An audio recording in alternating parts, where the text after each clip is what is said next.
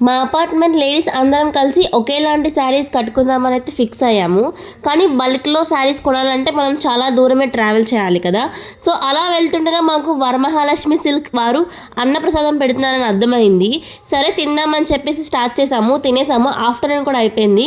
లాస్ట్కి సికింద్రాబాద్ హోల్సేల్ షాప్స్కి అయితే వెళ్ళాము. అక్కడ మాకు చాలానే బల్క్లో శారీస్ కనిపించాయి.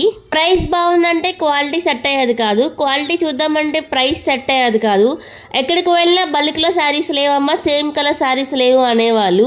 కానీ లాస్ట్కి ఒక షాప్లో అయితే మనకు బల్క్ శారీస్ దొరికాయి. ఫైనల్గా ఒకటైతే సెలెక్ట్ చేసాము. అవన్నీ సెలెక్ట్ చేసుకొని ఇంటికి వెళ్ళేసరికి అయితే చాలా ఈవినింగ్గా అయ్యింది.